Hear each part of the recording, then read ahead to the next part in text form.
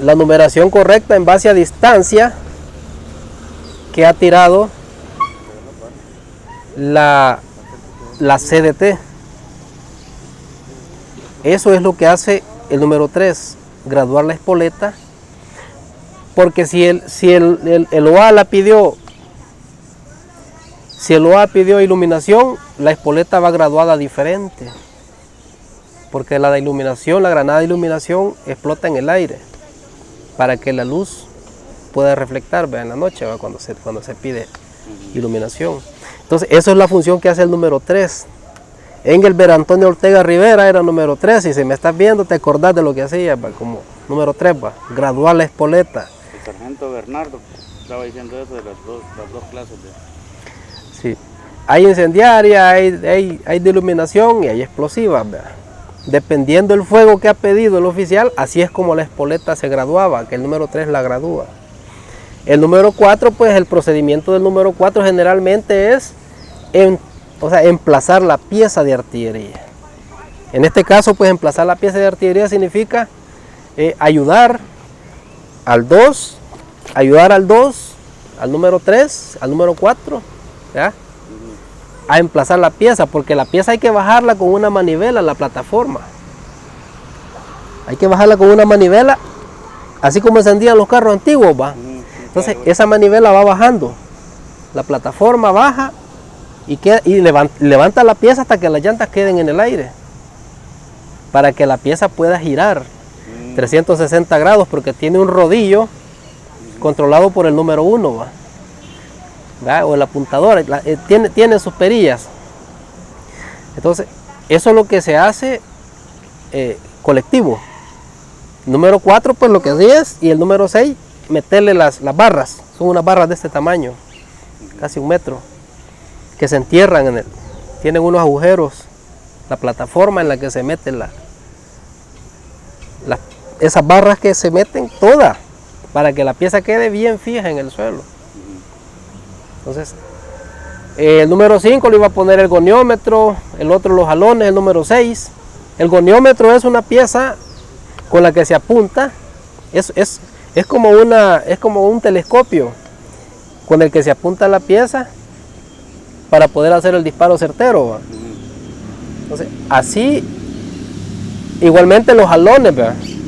Los jalones son unas barras de color que las entierra el número 6. Las entierra, pues, y en base a eso se toma lo que es la medición de ángulo de la pieza.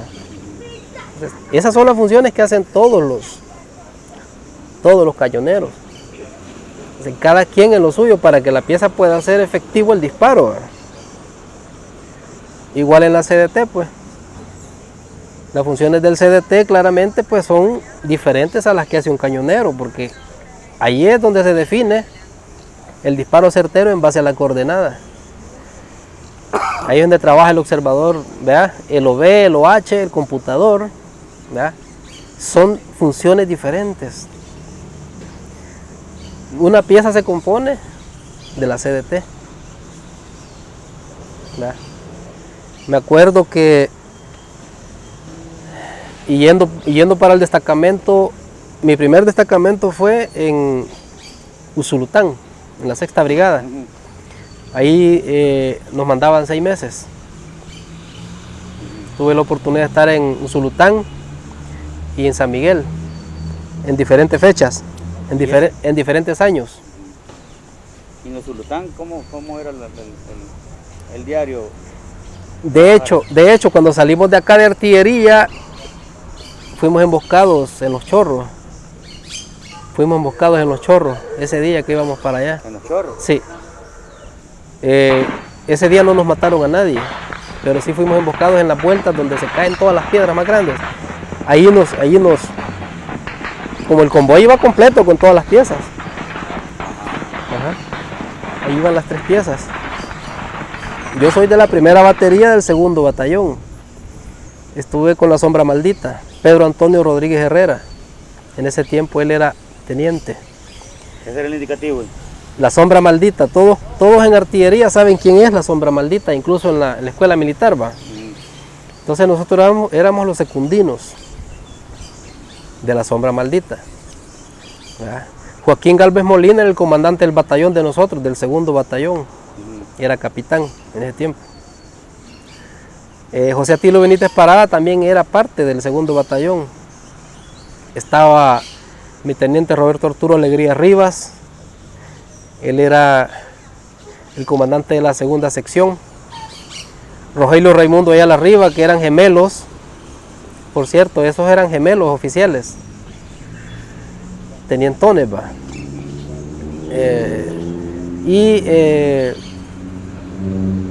Roberto Arturo Alegría Riva, que era el Chichirrichi, que era el comandante de la 2ª sección de la 1ª batería del 2º batallón.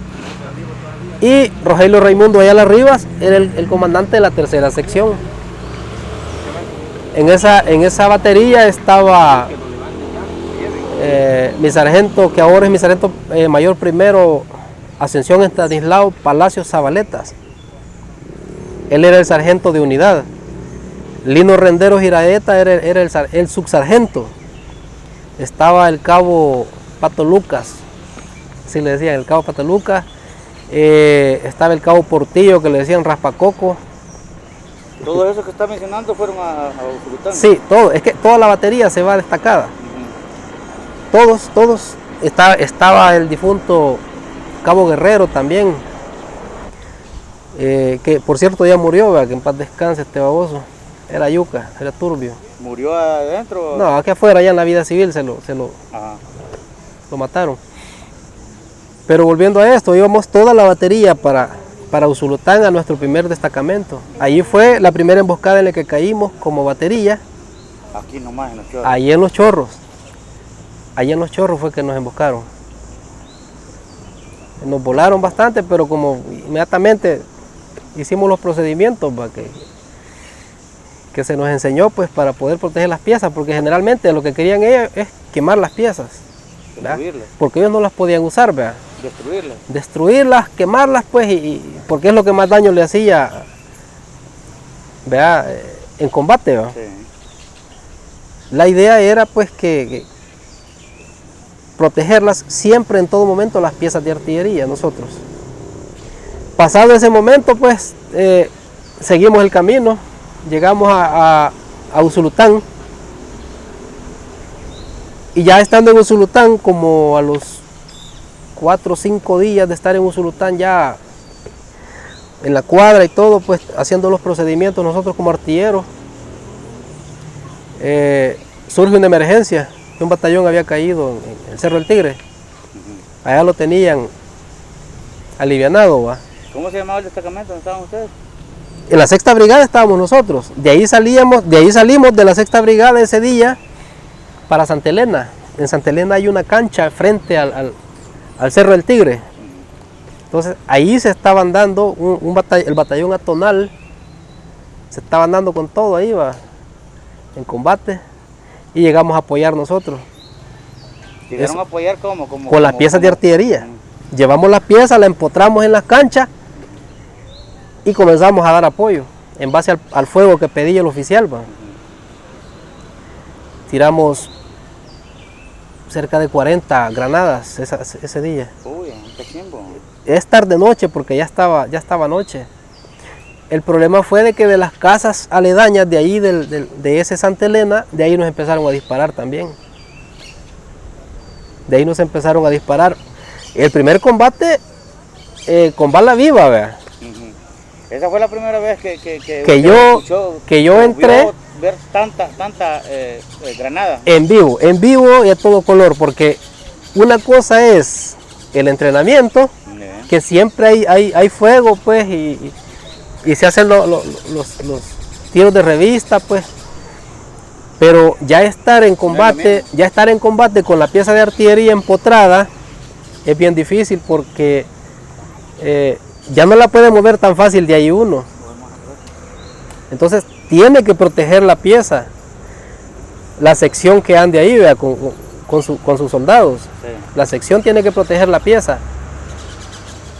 A todo esto, pues, nos estaban pidiendo fuego del cerro del Tigre, y teníamos que proteger también la pieza del fuego cruzado que estábamos teniendo de las casas que estaban aledañas a la cancha de Santa Elena. Ese es el primer enfrentamiento que yo como artillero tuve. ¿Verdad? Y de hecho, pues ese día tuvimos que utilizar fuego directo porque era necesario. Porque el batallón Atonal fue superado esa noche, fue superado por las fuerzas del FMLN. Era un gran cachimbo de guerrilla. Sí, es que allí estaba, era un hormiguero y realmente sé que los asustó las piezas de artillería porque el impacto es fuerte, ¿verdad? Y veían que no nos deteníamos nosotros y como el reo lo llevábamos topado de granadas, no teníamos límite pues para fuego. Entonces, ese fue el primer enfrentamiento como artillero que tuve en Usulután, disparando piezas de artillería, pero increíble pues, una tras otra. Durante los 6 meses, los primeros 6 meses ahí. Los primeros 6 meses, bueno, ese fue uno de los combates más fuertes que tuvimos con las piezas en Usulután, ¿verdad? Durante los 6 meses. Hubieron otros apoyos porque estuvimos también en el puente de Oro, en San Marcos Lempa, ¿va? Ah, ¿sí? San Isidro Lempa, y teníamos también una pieza. Ajá. Entonces estuvimos también ahí. Y también de ahí tuvimos otro apoyo cercano porque al otro lado del río, del puente, pues, al otro lado también se habían agarrado a enfrentamientos, pues, en otra fecha, ¿verdad? La fecha exacta no me acuerdo, pero sí. Pero sí tuvimos otra vez apoyo de iluminación y fuego vivo, pues. Entonces, y de un lado para otro no está tan cerca dispararlos, digamos, de un lado del río al otro lado del río. no, de hecho la pieza de artillería tiene un margen de alcance efectivo de 10 kilómetros y medio. Ese es el margen efectivo de disparo con 7 cargas.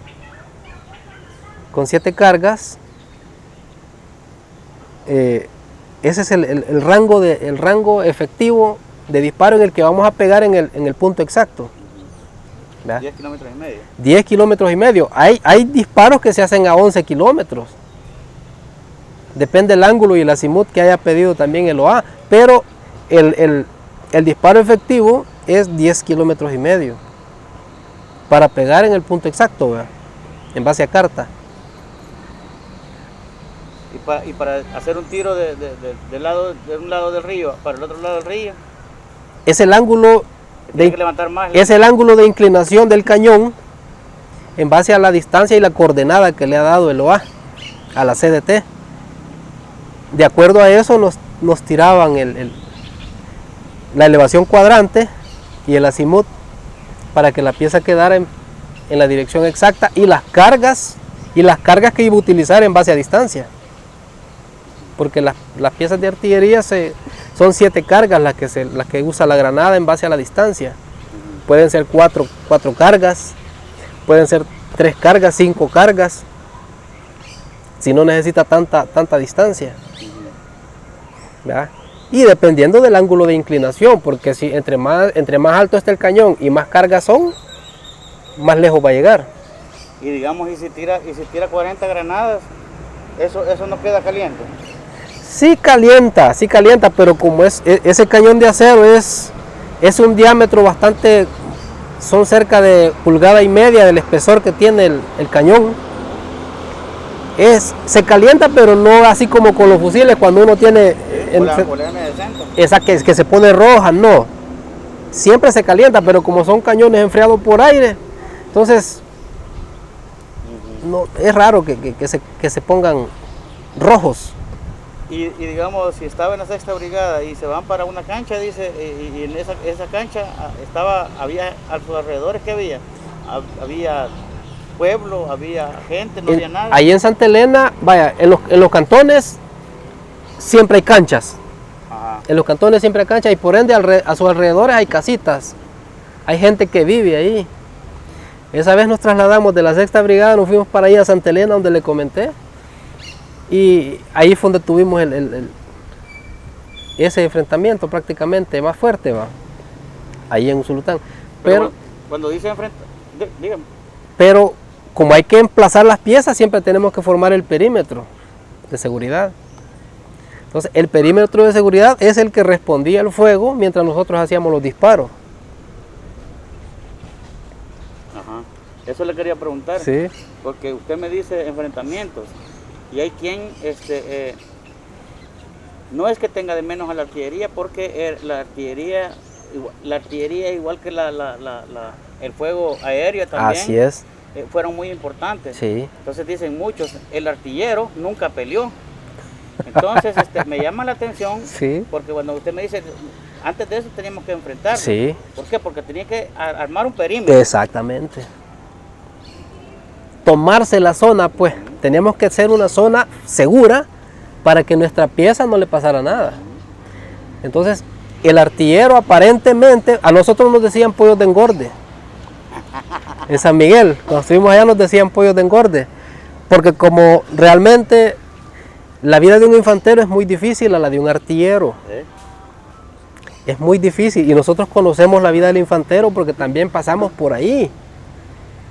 No fuimos de un batallón de reacción inmediata, pero también tuvimos procesos de infantería porque nosotros somos artilleros y usamos las piezas de artillería cuando estábamos destacados, ya sea Santa Ana, San Miguel, Usulután o cualquier zona del país. Ahí entramos como artillero, pero no quiere decir que por eso no teníamos la capacidad de combate también, porque sí teníamos enfrentamientos, incluso hasta nos mataron camaradas, pues, ¿verdad? ¿Podemos remembrar algo de eso? Sí. En la ocasión que tuvieron alguna baja, ¿cómo fue? ¿A dónde fue? Eso fue, casualmente, artillería siempre tenía todo el departamento de la Libertad controlado, ¿verdad? Que esa es la zona que uno tenía como control.